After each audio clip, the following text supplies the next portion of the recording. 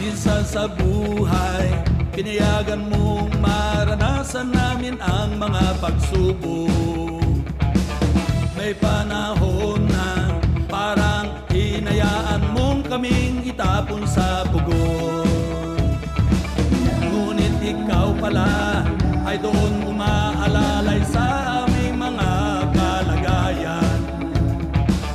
Ako'y tuwang-tuwa, ako'y napapahindak sa ganda ng iyong pangalan.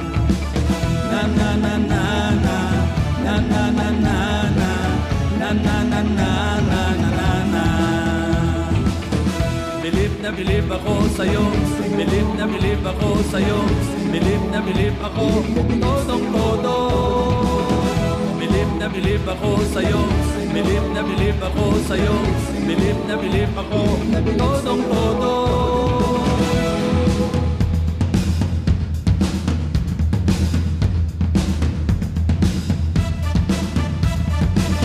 May isang kwento tungkol sa isang taong madilim ang kanyang buhay. Siya'y nanalangin, nagsusumamo sa iyo pangalang walang tupas. Kaya't ang liwanag ang buong paligid, siya ngayon'y sumasamba sa iyo. Ang galing-galing mo, ikaw ay Diyos na kahanga-hanga, bilib ako sa iyo. Na na na na na, na na na na na, na na na na na na na. Bilib na bilib ako sa'yo, bilib na bilib ako sa'yo, bilib na bilib ako, todong-todo. Bilib na bilib ako sa'yo, bilib na bilib ako sa'yo, bilib na bilib ako, todong-todo. Bilib na bilib ako sa'yo, bilib na bilib ako sa'yo, bilib na bilib ako, todong-todo. Bilib na bilib ako sa'yo, bilib na bilib ako sa'yo, bilib na bilib ako, todong-todo. Hanga-hanga, kamangha-mangha, kataas-taasan, kalugod-lugod na Diyos, kabigha-bighani, kagilag-gilalas, kagandang pangalan, siya si Jesus. Kahanga-hanga, kamangha-mangha, kataas-taasan, kalugod-lugod na Diyos, kabigha-bighani, kagilag-gilalas, kagandang pangalan, siya si Jesus. Bilib na bilib ako sa'yo, bilib na bilib ako sa'yo, bilib na bilib ako, todong-todo. Bilib na bilib ako sa'yo, bilib na bilib ako sa'yo, bilib na bilib ako, todong-todo. Bilib na bilib ako sa'yo, bilib na bilib ako sa'yo, bilib na bilib ako, todong-todo. Bilib na bilib ako sa'yo, bilib na bilib ako sa'yo, bilib na bilib ako, todong-todo.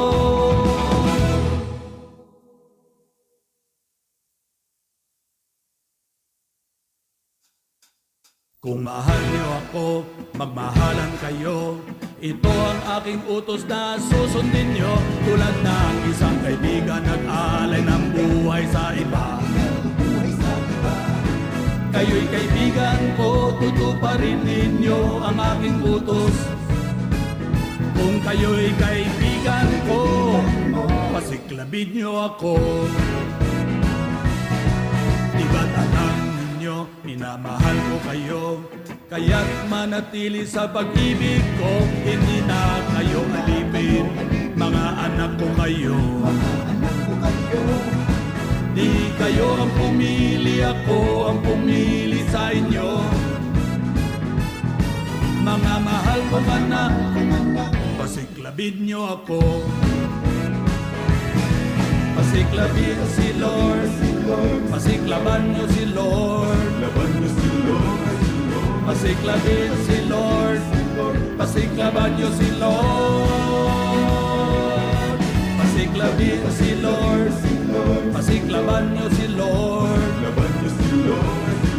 Pasiklabin si Lord, pasiklaban niyo si Lord.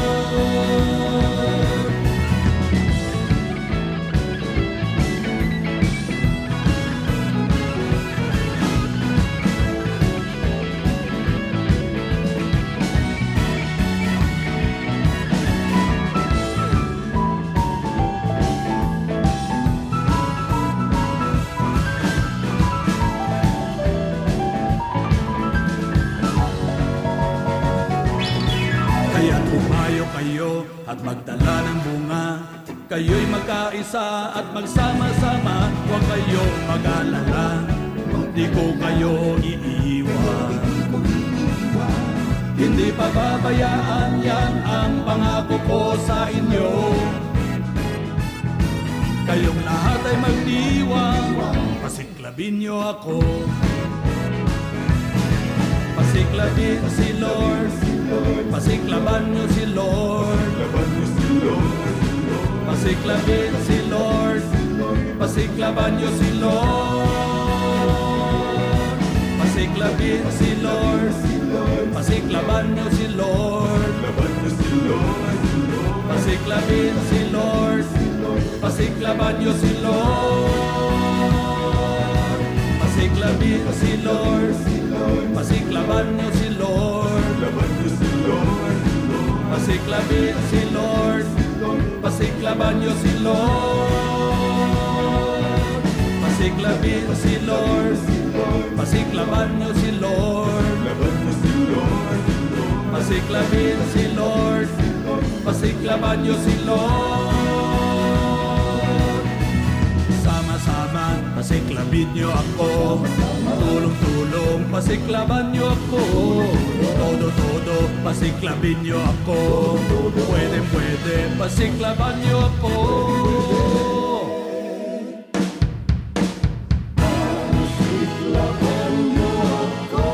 Pasiklaban niyo ako.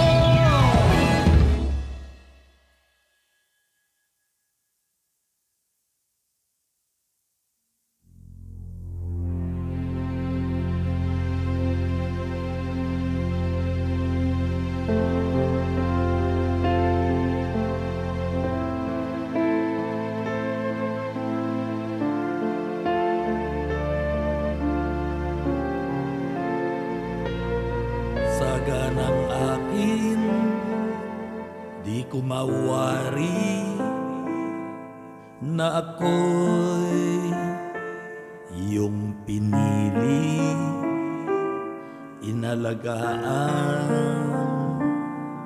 iningatan, binigyang purin, pinagyaman. Walang makita ni munting dahilan upang iyong ibigin. Ngunit ganun pa man, bugtong na anak sa akin iyong inilaan. Bakit mo ako mahal?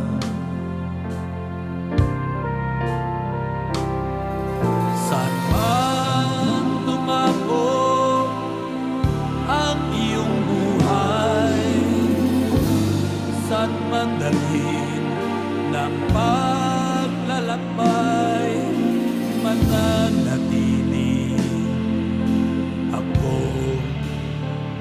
sa iyong tabi. Ako ay nasa iyong tabi. Huwag mong isipin, Huwag isipin, sa'yo'y lalayo. lalayo sa'yo. Praise God. Walang dahilan, ika'y aking sapat. Good morning mga kapatid, Sapat ako, mga kaibigan, kababayan. Purihin ang Panginoon. Pinagpalang araw po sa ating lahat. Hallelujah. Ito po ang inyong pastor, Pastor Joey Argate. Live po tayo ngayon sa Life Shaper TV. At ito po ang ating Super Rich God Kainta sa ating programa, Si Jesus Lamang. Praise God. Programa na kung saan ay walang bida kundi si Hesus Kristo lamang. Pag-uusapan lamang natin ang mga bagay patungkol sa ating Panginoon Kristo. Ano ang ginawa ng ating Panginoon Kristo at ano ang benepisyo nito para sa lahat ng nananampalataya sa ating Panginoong Kristo. Praise God, every Wednesday 10 a.m. Salamat po sa lahat ng maagang nakatunghahin ngayon. Pinagpalang araw po sa ating lahat. Makikinig lamang po tayo ng mga ilang awitin at mamaya-maya po ay mag-sharing po tayo, usap-usapan tayo patungkol lamang sa ating Panginoong Kristo. Nothing more, nothing less, si Jesus lamang ang bida. Kaya po ang ating segment, si Jesus lamang. Praise God. Sige lang po, makinig lang tayo ng awitin mula sa ating kaibigang Bishop Carding Show. Hallelujah! Praise God! Ang iyong buhay, saan man dalhin ng paglalakbay, mananatili ako sa iyong tabi. Ako ay nasa iyong tabi. Huwag mong isipin, Huwag isipin, sa'yo'y lalayo. lalayo sa'yo. Walang dahilan, ika'y aking saktan. Sapat ako, tapat, magpakailanman.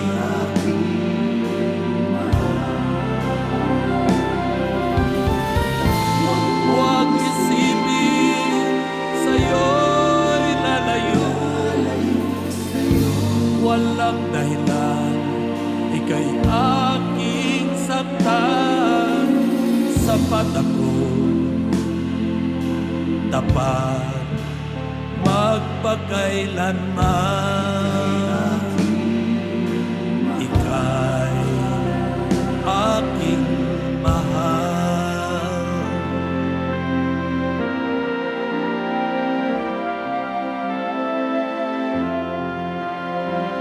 Praise God. Salamat po. Tunay na tayo po lahat ay mahal ng Diyos. Ano man ang ating mga pinagdadaanan, always remember that God loves us so much na talagang kinakailangan pang ialay niya ang kanyang buhay, ang ating Panginoong Kristo upang ipadama kung gaano niya tayo kamahal. Kaya po walang kaduda-duda kapag po ang pag-uusapan ay pag-ibig ng Diyos. Kaya po patuloy lamang tayo magtiwala sa Kanya. Lagi nating alalahanin at isipin kung gaano kakamahal ng ating Panginoon Kristo. Kung nagawa niyang ibigay ang kanyang buong buhay para sa iyo nung panahong hindi tayo karapat-dapat o hindi ka karapat-dapat. Kung ngayon ay anak na niya, nanampalataya ka sa Kanya, higit sa lahat, kaya niyang ibigay ang lahat ng iyong mga pangailangan at suliranin.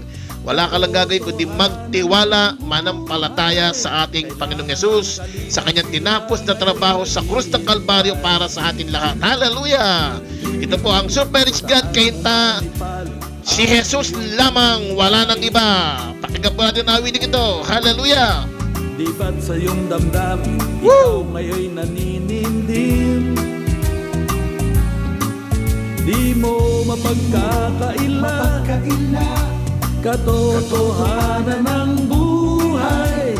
Kailangan ng kalinga, sila ngayon'y naghihintay. Love lang, pairalin sa buhay. Diyak na bibigay ang iyong pagmamahal. Love lang, huwag kalilimutan sa puso ng iyong buhay. Ika'y nagmamahal.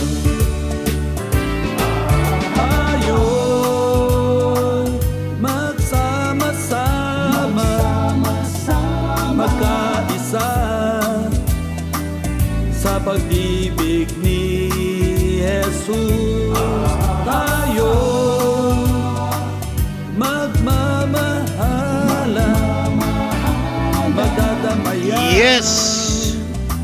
Sa tanging ngalan niya, Love lang! kusang bubukas Hallelujah. Like and share po natin para po marami makarinig ng mensahe ng salita ng Panginoon ngayong araw na ito. upang ipadama Praise God. maranasan nila. Huwag mong pigilan ang iyong damdamin na sila'y iyong pansinin. Kailangan ng kalinga silang ay naghihintay. Love lang, Love lang! pairalin sa buhay. Tiyak na ibigay ang iyong pamamahal. Love lang, huwag kalilimutan sa puso ng iyong buhay. Ika'y nagmamahal. Hallelujah! Tayo sama-sama magkaisa sa pag-ibig ni Jesus. Tayo magmamahalan, magdadamayan sa tanging ngalan niya. Love lang, love lang, love lang, love lang, love lang, love lang, love lang. Praise God! Hallelujah! Love lang! Yan po ang awitin ng ating kaibigang Bishop Cardincio. At minsan pa po tayo ay nanonood, nakasubaybay ngayon sa Super Rich God Kainta sa ating programang Si Jesus Lamang. Ang programa na walang ibang bida kundi ang ating Panginoon Kristo lamang, walang ibang pinag-uusapan, tinatalakay kundi ang patungkol lamang sa ating Panginoong Kristo, sa kanyang tinapos na gawa at sa epekto o benepisyo nito sa lahat ng mga tao na nananampalataya sa kanya. Purihin ng Panginoon at tunay nga po, love lang ang tugon ng Diyos sa lahat ng ating mga pagkakasala, ang tugon ng Diyos sa lahat ng ating mga kakulangan, ang tugon ng Diyos sa lahat ng ating mga gamitin ko po ang setang ito, kapalpakan. Love lang. Tayong lahat ay minahal ng Diyos. Hindi niya hinintay na tayo ay maging matino, maging mabuti, magaling, kundi sabi nga ng Romans chapter 5 verse 8, sa panahong tayong lahat ay makasalanan, ipinadama na niya ang pag-ibig sa atin by giving His one and only Son, Jesus Christ. Ano po? So, ganyan tayo kamahal ng Diyos. Kaya po, maraming dahilan, napakalaki ng ating dahilan para tayo ay manatiling panatag ang loob, mapayapa, masaya, matatag, at patuloy na magtiwala dahil ang Diyos natin na nagmamahal ay nadyan na nangakong kahit kailan hindi niya tayo iiwanan o pababayaan. Amen mga kapatid, anumang pandemya sa buhay, anumang klase ng virus ng ating kaharapin, always remember, may dakilang gamot dyan at yan ay walang iba kundi ang ating Panginoon Kristo. Ang kailangan lang, manampalataya tayo sa Kanya. Praise God! Hallelujah! Isang awitin na lamang po, then mag-sharing na po tayo at napakaganda po ng ating tema na pag-uusapan ngayon. Ano po?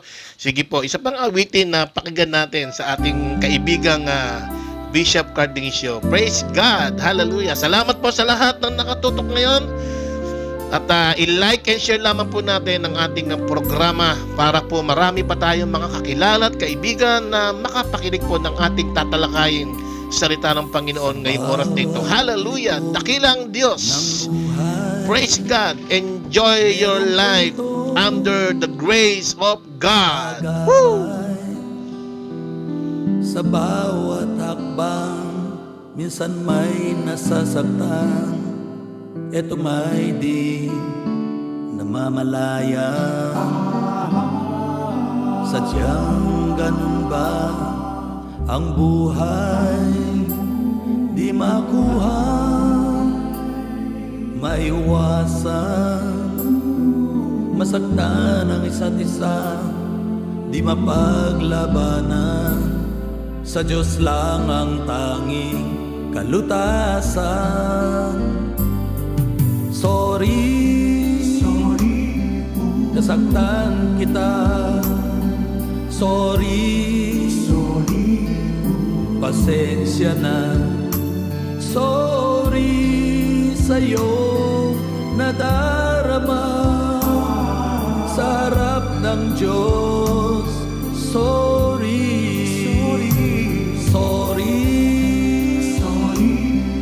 patawarin na ang puso ko. Nagkamali sa'yo. Sorry, iba na. Pusong binago ng pagmamahal niya. Sorry.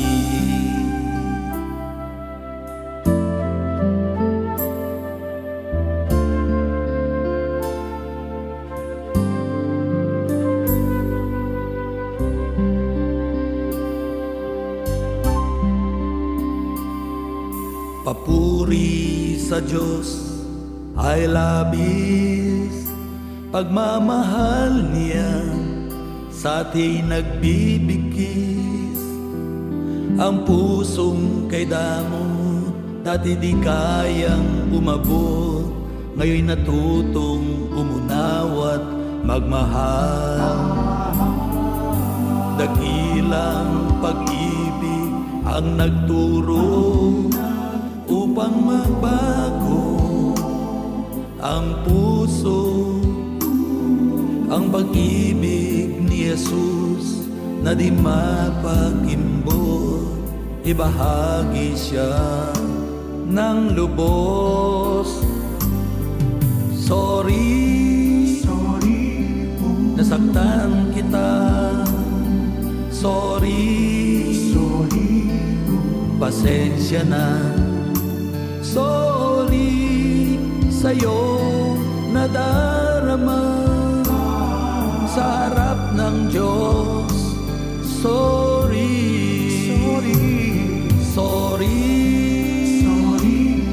patawarin na ang puso ko. Nagkamali sa'yo. Sorry, iba na. Pusong binago na pagmamahal niya. Sorry.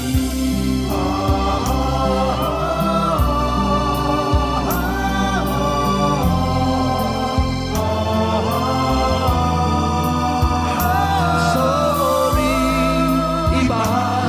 iba na. Pusong binago na pagmamahal niya. Sorry.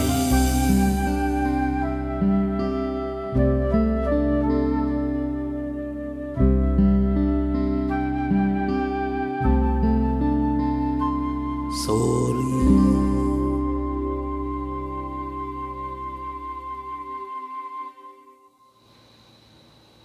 Praise God.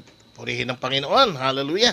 Salamat po sa ating lahat na patuloy na nakatuon at hindi po bumibitaw. Samahan niyo po ako sa ating pag-aaral ng salita ng Panginoon. At ngayon po ay dadako tayo sa pag-aaral ng kanyang mga salita. Sandali po tayong manalangin. Purihin ang dakilang Diyos. Panginoon, maraming salamat sa iyong pag-ibig sa amin, sa katotohanan na kami po ay minahal mo.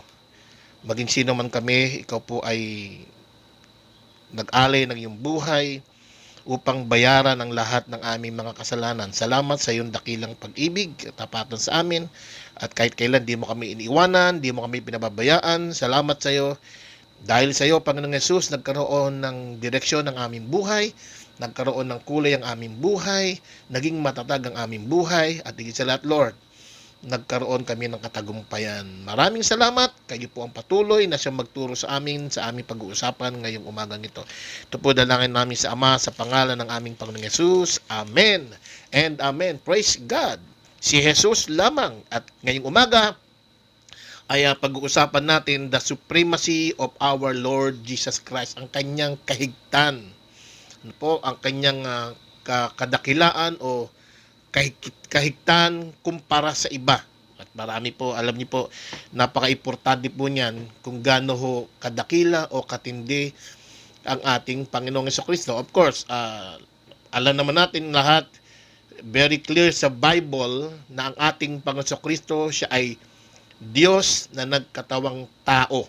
Ano po? Isa ho siya sa tatlong persona ng iisang Diyos. Naniniwala po tayo sa iisang Diyos na merong tatlong persona, ang Ama, ang Panginoong Jesucristo, ang Anak, and then the Holy Spirit. And these three are one. Yan po ang diniklara ng Bible. So ngayon, pag-uusapan natin si Christ according sa Hebrews. Ano po? Hebrews chapter 1.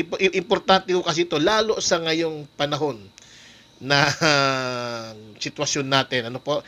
Makita po natin na ikaw bilang isang mananampalataya, meron kang sinasampalatayanan at tinatayuan na matindi, dakila sa lahat at makapangyarihan sa lahat. At yun ay sapat na para ikaw ay manatiling mapayapa, lumaban sa buhay sa anumang pwedeng kinakaharap mo ngayon. Generally, pumaharap tayo sa pandemya at bagamat good news dahil kahit papano ay bumababa na po ang bilang ng mga naapektuhan ng COVID, nagkakasakit, at marami na pong gumagaling at kukunti na lang yung nagpapagaling. And we're praying and hoping that this coming days ay mas makita pa natin ang patuloy na pagbaba ng mga kaso na ito ng COVID sa ating bansa. So anyway, pag-usapan pa rin po natin ngayon, tuloy natin. Sa Hebrews chapter 1 ay makikita po natin ang pagiging dakila o higit ng ating Panginoon Jesucristo sa lahat. So hindi po siya katulad natin na tao lamang. Huwag po tayong maniniwala sa nagtuturo na ang ating Panginoon Jesucristo ay katulad lamang natin na tao. Na hindi ho totoo yun. Siya po ay Diyos na nagkatawang tao sa kadahilanang meron siyang misyon na dapat gampanan. Ang iaalay niya ang kanyang buhay para sa ating lahat ng taong nabubuhay sa mundo. Yun po yung kanyang trabaho. Kaya po nung siya ay ipako sa krus, mamatay, yun po yung tinatawag nating finished work of our Lord Jesus Christ, na inalay niya kanyang buhay para sa atin lahat. At nung siya ay mamatay, muling nabuhay, sinabi nga po niya, bago siya mamatay, it is finished. So, siya yung perfect sacrifice for all of our sins. Siya yung perfect answer for all our questions in life. Ano po? Siya po yung perfect na medisina o gamot sa lahat ng sugat na ating pinagdaraanan. Siya po yung matinding pader o magiging protection natin sa lahat ng mga atake ng kaaway o ng buhay sa atin. Siya po yung magpapatatag sa atin. Ang sabi nga rin dito sa Hebrews, aklat ng Hebreo, siya yung naging angkla ng ating buhay. The anchor of our life. Jesus Christ is the anchor of our life. So, specifically, sa chapter 1 ng Hebreo, babasahin ko ho ang sinasabi rito. Aklat ng Hebreo, Tagalog ko po babasahin. Noong una, nagsalita ang Diyos sa ating Panginoon o sa ating mga ninuno, Nagsalita ang Diyos sa ating mga ninuno sa iba't ibang panahon at sa iba't ibang paraan sa pamamagitan ng mga propeta. So, nung una, nung lumang tipan, from Genesis to Malachi, ang Diyos po ay, or from Genesis to hanggang doon sa panahon na wala pa ang ating Panginoong Kristo, hindi pa siya namamatay, muli nabubuhay, ang Diyos ay nagsalita para sa atin sa pamamagitan po ng mga propeta. Ibig sabihin po, kung merong nais iparating, ipaalam ang Diyos specifically sa mga Israelita, siya po ay gumamit ng mga propeta, ng kanyang mga lingkod. No? Kaya nga po ang ibig sabihin ng prophet is a mouthpiece. Okay? So maraming naging mouthpiece ang Lord o tagapagsalita, spokesperson, o sila yung naging ambassador o tagapagpahayag, nagre-represent ng ating Diyos nung mga unang panahon sa lumang tipan, before Christ was died on the cross. Ano po? So siya ay nagsalita sa magitan ng mga propetang ito. Kaya nga po, even the Bible, no po, sa panahon natin ngayon, ito po ay isinulat ng mga tinawag na tagapagsalita ng Diyos na kinasihan ng kanyang banal na espiritu. Ang sabi ito, ngunit ngayon, so kung noon nagsalita ang Diyos sa magitan ng propeta, ngunit ngayon, siya ay nagsalita sa atin sa pamamagitan ng kanyang anak. At ikaklaro ko lamang po, ang tinutukoy niyang anak dito, hindi po si Pastor Joey o kung sino mang taong nabubuhay sa mundo ngayon. At tinutukoy po niyang anak dito ay walang iba kundi ang ating Panginoong Hesus Kristo. Si Jesus Christ po. Sabi niya, ngunit ngayon siya ay nagsalita sa atin sa pamamagitan ng kanyang anak. Sa magitan ng anak ay nilikha ng Diyos ang sa sinukob at ang itilagan niyang magmay-ari ng lahat ng bagay. So, Jesus Christ is the final revelation of God. Okay?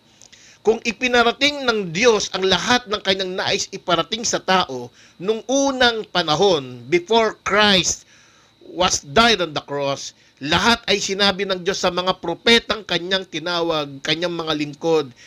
Pero ngayon po, kasama ang kapanahunan natin ngayon, mula nang dumating ang ating Panginoong Jesucristo, siya ay nagkatawang tao, pinanganak sa sabsaban, namuhay kasama ng tao, siya po ay pinarusahan hanggang sa siya ay mamatay at muli nabuhay. Ang Diyos po ay nangusap sa atin sa pamamagitan ng Jesus Christ. Siya po yung final revelation ng ating Ama sa langit. Okay? Dahil ang anak, sa pamamagitan ng anak ay nilikha ang lahat ng bagay sa sinukob. Itinalaga niyang magmay-ari sa lahat ng bagay, walang iba kundi ang ating Panginoong Kristo. Ang anak ang maningning na sinag ng Diyos, sapagat kung ano ang Diyos ay gayon din ang anak. Okay? Kung ano ang Ama, ay gayon din ang anak, si Jesus Christ. Praise God. At siya yung masinag. At sabi ito siya ang itinaga, ang anak ang maningning na sinag. Siya yung ano sabi sa English diyan? Verse 3. Babasahin ko po sa verse 3. The Son is the radiance of God's glory. So, meaning, kung gusto mong malaman ang lahat ng bagay patungkol sa buhay na Diyos, titigan mo lamang yung Kristong nagkatawan tao at namatay, inalay ang kanyang buhay para sa ating lahat. Kung gusto mong malaman ang lahat na may kinalaman patungkol sa Diyos, look unto Jesus. Siya yung larawan ng Diyos na di nakikita. Siya yung kapahayagan ng Diyos na di nakikita. And through Christ, inihayag ng Diyos kung gaano niya kamahal ang sangkatauhan. So, si Yesu Cristo po ang final. Pag sinabi pong final, wala nang ibang revelation. Hindi ho pwedeng may haharap sa yung tao at sasabihin niya, ako si Yesu Cristo. Ako ang ganito, ang anak ng Diyos Ama. Ako ang tinawag ng Diyos at sinasabi ng Diyos sa iyo, eto, wala na pong pwedeng humarap at aangkinin ang bagay niya. Kasi bakit? Si Yesu Cristo na po, yung pinaka-final revelation of God. Kaya kung gusto mong malaman ang lahat patungkol sa Diyos, katotohanan patungkol sa Diyos, katotohanan patungkol sa daan patungo sa Diyos, katotohanan patungkol sa matagumpay na buhay, katotohanan kung paano ka kalulugdan ng Diyos, kung paano ka, kung ikaw ay katanggap-tanggap ng Diyos, lahat ng yan, kung gusto mong malaman, look unto Jesus. Wala kang ibang pagtutuunan ng iyong pansin, kundi si Yesu Kristo lamang. Kumbaga kung gusto mo malaman ang lahat ng matitinding bagay pagdating po sa NBA, halimbawa, wala kang pagtutuunan kundi tumutok ka sa NBA. Sa lahat ng mga laro nila, kung sino yung mga magagaling na player, hindi ka pa pwedeng pupunta ka ng gusto mo malaman ng lahat ng bagay sa NBA tapos ang pupuntahan mo ay PBA. Hindi yun. Okay? Hindi mo malalaman kung sino si LeBron James, gaano siya katindi. Hindi mo malalaman kung sino si Steph Curry, ang background, o anong lahat-lahat. Ganon din po. Lahat ng gusto mong malaman at maliwanagan patungkol sa Diyos na makapangyarihan, wala kang ibang gagawin kundi ituon mo ang iyong sarili at pag-aaral sa ating Panginoong Hesukristo. Kaya nga ang sabi niya sa kanyang salita sa John chapter 8, kung di ako nagkakamali, if you are truly my disciples, sabi niya gano'n, kung kayo'y totoo kong alagad, sasalisikin niyo ang aking mga salita, at habang sinasalisik natin ang salita ng Panginoong Hesukristo, malalaman natin ang katotohanan, at ang katotohanan ang magpapalaya sa atin. Napaka-importante ho ng isang katotohanan yan. Again, take note mga kapatid, iisa lang po ang Hesukristo na bumaba sa lupa, nagkatawang tao, at inialay ang kanyang buhay para sa kabayaran ng kasalanan ng lahat ng tao sa sanlibutan at kaligtasan ng lahat ng mananampalataya kay Jesus. Iisa lang. Kaya po, anong warning ng Panginoon? Tingnan po natin sa Matthew chapter 24. May warning po ang ating Panginoon mismo, no? Kasi alam niya na time will come, may mga magpapanggap. Okay? May mga magpapanggap, may mga aangkin ng titulo na tanging kay Hesukristo lamang. Ano sabi niya sa Matthew chapter 24, verse 4? Umpisa natin sa verse 3. Yung katanungan po rito, nasa bundok ng mga olibo si Jesus, samantalang siya nakaupo roon, palihim siyang tinanong ng kanyang mga alagad. Mga disipulo ang lihim at para bagang bumulong. Lumapit sa Panginoon, sabi, Lord. Yan. At sabi niya, kailan po ba mangyayari ang mga bagay na ito? Ito matindi. Ano po ang magiging palatandaan ng inyong muling pagparito at ng katapusan ng mundo? Ang question ay kailan po mangyayari ang bagay na ito? Referring doon sa verses 1 to 2 na tinutukoy na sa templo, ano po, o may binanggit ng Panginoon. Then sabi rito ng alagad, kailan po ba mangyayari mga bagay? Ano po ang magiging palatandaan ng inyong muling pagparito at ng katapusan ng mundo? Yun ang tanong. Palatandaan ng inyong muling pagparito, second coming ni Christ, at ng katapusan ng mundo. Ang sagot sa verse 4 ay ito ang matindi. Sumagot si Jesus, mag-ingat kayo na huwag kayong mailigaw ni numan. Mailigaw, may mga lalabas na mga mandaraya. Sapagkat maraming paririto sa aking pangalan at magsasabi, ako ang Mesiyas, at marami silang maililigaw. Di na ho nakapagtataka kung meron pong maililigaw pa, kasi mismong si Lord po ang nagsabi, talagang marami hong maililigaw dahil may magpapanggap, may magkukunwari, may mag-aangkin ng titulo ng pagiging Mesiyas, at yan po ay magaganap. So ano po ang kahalagahan ngayon na dapat kilala natin si Jesus Christ? Alam mo kung sino ang fake at alam mo kung sino ang totoo. Kaya sinasabi po sa Hebrews, isinasang-ayon na yung sinabi ng ating Panginoon Kristo. Kaya sa Hebreo, ngayon, si Jesus ang kapahayagan ng Diyos. Wala pong ibang Kristo na ipinanganak sa sabsaban, namatay, muli na buhay, siya lamang po, at yun ay sapat na. At ang kanya pong ginawa ay isang trabaho, hindi para trabahong kapakinabangan niyang personal, dahil kung tutuusin po, pwede namang manahimik na ang ating Panginoong Kristo sa langit, sa kanyang trono, na siya ay relax na lang doon. Pero dahil tayong lahat ay mahal ng Diyos, mahal na mahal tayo ng ating Panginoong Kristo, kinakailangan niyang magkatawang tao at ialay niyang kanyang buhay upang bayaran ang lahat ng ating mga kasalanan. Kasi po, wala tayong magiging kakayahan para i-overcome ang sin. Wala tayong kakayahan para magkaroon ng tunay na kaligtasan sa langit. Wala tayong kakayahan para magtagumpay sa buhay. At wala tayong kakayahan para i-overcome ang kasalanan sa ating buhay. Sino lang ang may kakayahan? Ang ating Panginoong Kristo. Kaya sa kanyang habag at awa, yan po yung tinatawag na biyaya, grace, na kahit hindi ka karapat-dapat, kahit hindi tayo karapat-dapat, sa panahong tayo ay hindi karapat-dapat, na tayo ay makasalanan, ang sabi ng Bible, ibinigay niya ang kanyang bugtong na anak, ang ating Panginoong Kristo, dahil sa pagmamahal niya sa atin. At kung iyan ay ating sasampalatayanan at tatanggapin sa ating buhay, lahat ng benepisyo na dala ng tinapos na trabaho ng ating Panginoong Hesukristo ay ma-enjoy mo sa buhay mo. Hindi na po question ngayon kung mahal ka ba ng Diyos o hindi. Hindi na po question ngayon yan. Dahil pinatunayan na po ng Diyos yan sa magitan na magbibigay ng kanyang bugtong na anak na si Hesukristo, na talagang inali kanyang buhay para sa atin lahat. Hindi po question ngayon kung ikaw ba ay tanggap ng Diyos. Ginawa na po, pinakita na yan ng Diyos dahil ibigay niya ang kanyang bugtong na anak para sa lahat.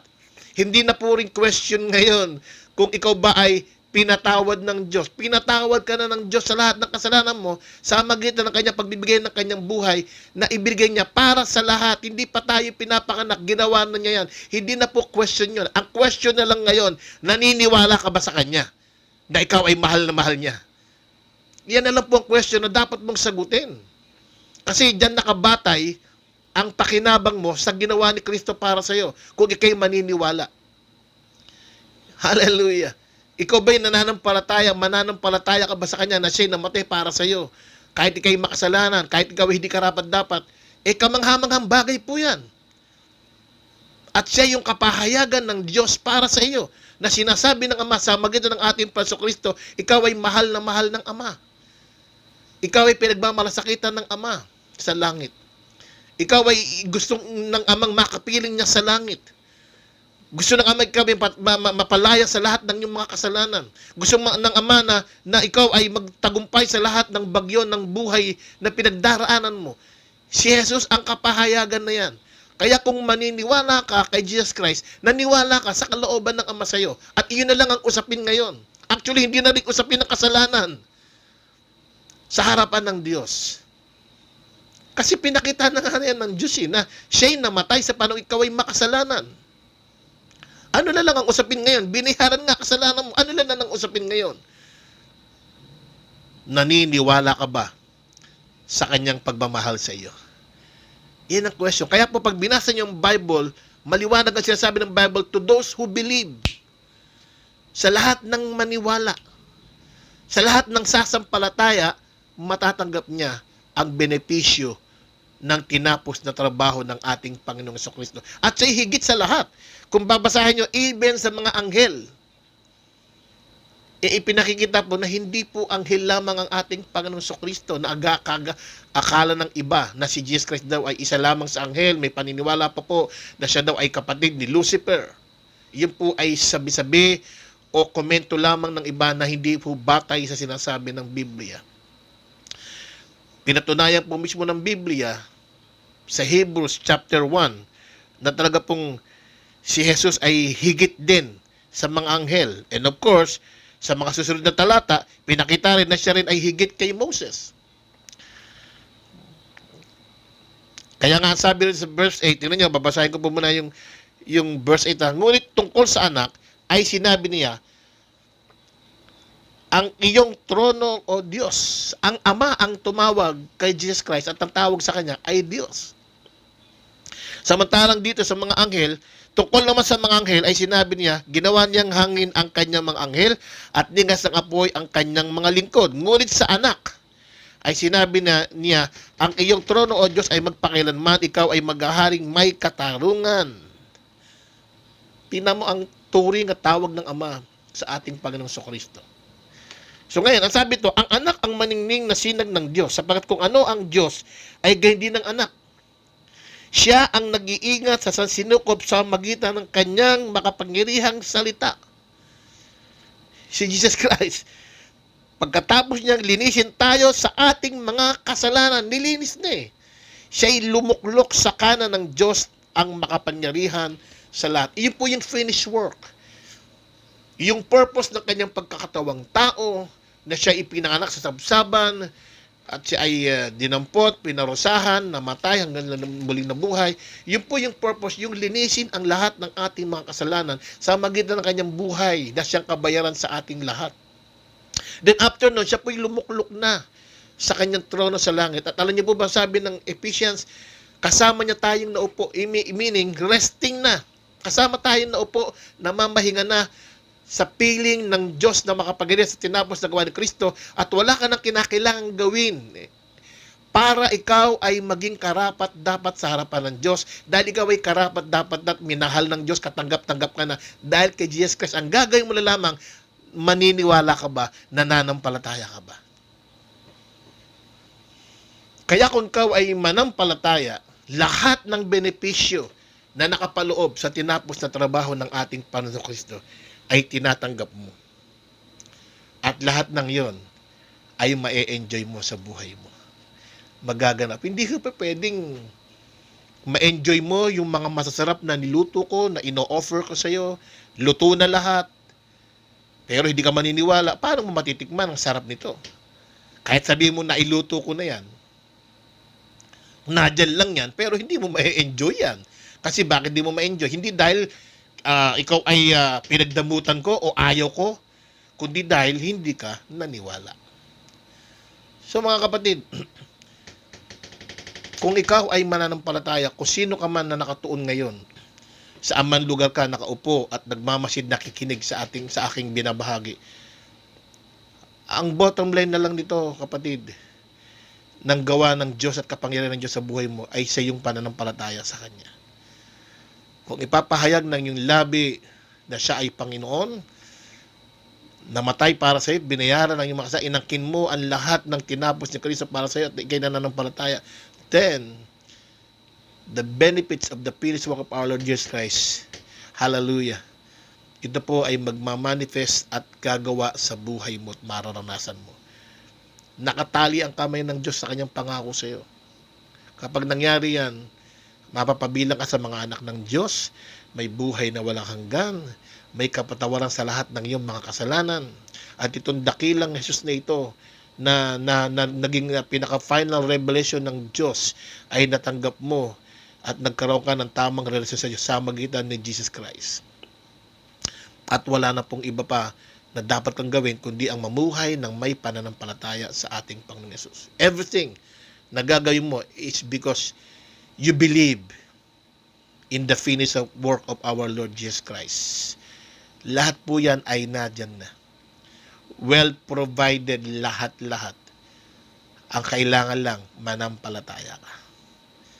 Amen. Ganun po katindi ang ating Panginoong Kristo. Kaya po, mag-ingat po tayo. Una, ito po ang paalala ko, huwag ho kayong maniniwala kapag meron nagdeklara na siya daw ang Mesiyas. Na siya daw ay si Jesucristo o siya ay anak ng Diyos. No. Huwag po tayong maniniwala ron.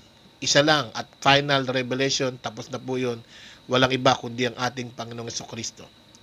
At ang basihan ng katotohanan ngayon ay walang iba kundi ang Bible. Wala na pong iba. Salita lamang ng Diyos. Lahat ng pwedeng sabihin ng tao, ang titimbang niyan para ikaw ay safe at hindi ka madaya ng mga bulaang tagapagturo o nagpapahayag ng propeta.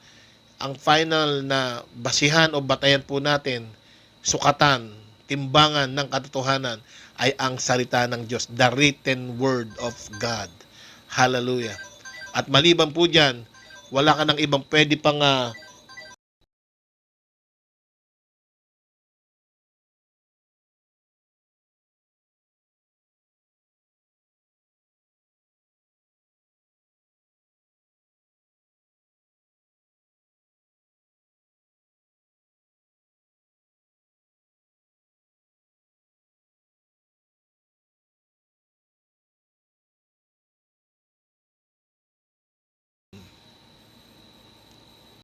dali lang po ha. Medyo, ayan.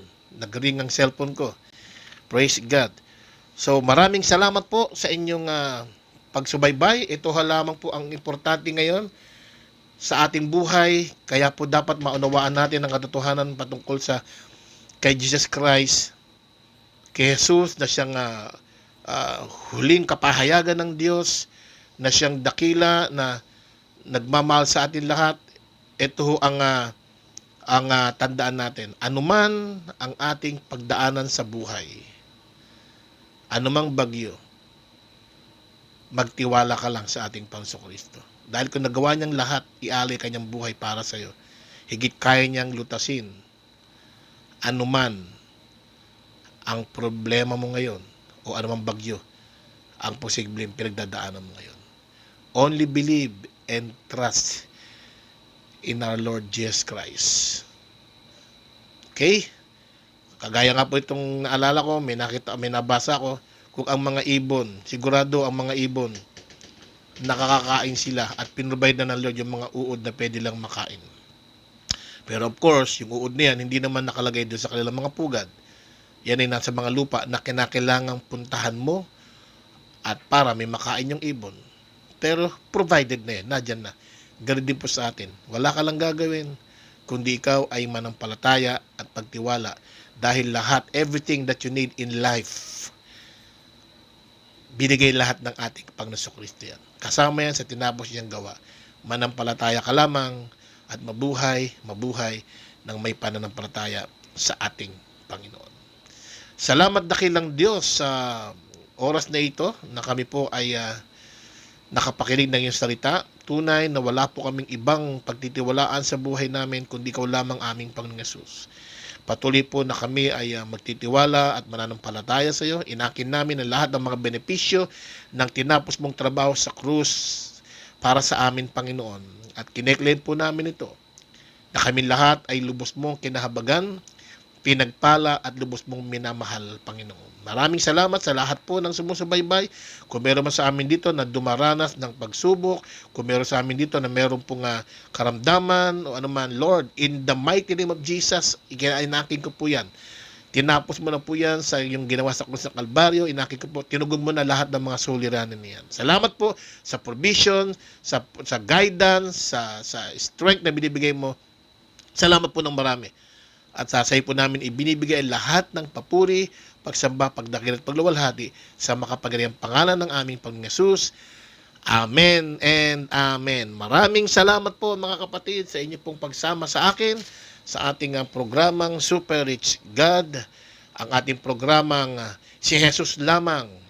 Programa na walang pinag-uusapan kundi ang ating Panginoong Kristo, ang kanyang ginawa para sa atin at ang benepisyo ng kanyang ginawa sa lahat ng mga nananampalataya sa kanya. Maraming salamat po muli sa araw na ito.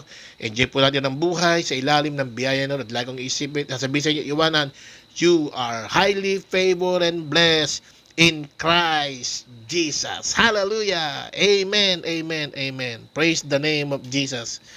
Woo! Bye-bye po sa atin lahat. Salamat po sa inyong pagtutok, mga kapatid. See you all next Wednesday, 10 a.m. po. Hallelujah. Sa aking pagkatulog, ako'y nagising sa isang kalansing habang ako'y nahihimbing sa sinag ng ilaw aking sinipat, latang baksakan at sisitlan, bawat kabog ng dibdib umaan.